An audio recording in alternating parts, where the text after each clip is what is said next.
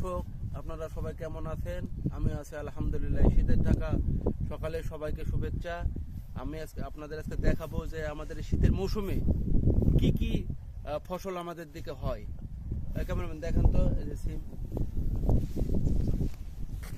এই যে প্রিয় দর্শক দেখতেই পাচ্ছেন, সিম আমাদের শীতের জন্য অনেক মজাদার একটা খাবার। এই যে দেখতেই পাচ্ছেন, সিম অনেক মজাদার একটা খাবার। এটা পানসা কদু। প্রিয় দর্শক, এটা হচ্ছে পানসা কদু।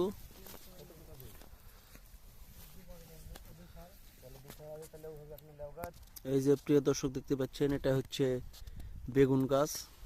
এটা আমাদের শীত মৌসুমে অনেক ভালো একটা খাবার। এই যে এটা হচ্ছে টমেটো। শীত মৌসুমে আমাদের তরকারি দিয়ে খেতে অনেক ভালো লাগে, অনেক মজা লাগে। যে এটা আমাদের করলা গাছ, আপনারা কি বলে থাকেন, এটা আমাদের করলা গাছ। প্রিয় দর্শক, এই যে দেখতে পাচ্ছেন, এটা হচ্ছে মূলা গাছ। শীত মৌসুমে আমাদের দিকে অনেক চাষ হয় মূলা গাছ। এটা প্রিয় দর্শক, এই যে দেখতে পাচ্ছেন, এটা কদু গাছ, আমাদের শীত মৌসুমে হয়। এই যে এই যে কদু, এই যে কদু আমাদের শীত মৌসুমে হয়। এবং পুঁই শাক, পুঁই শাক আমাদের শীতের মৌসুমে হয়। এই যে পুঁই শাক।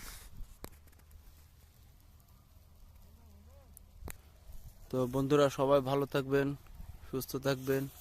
আসসালামু আলাইকুম।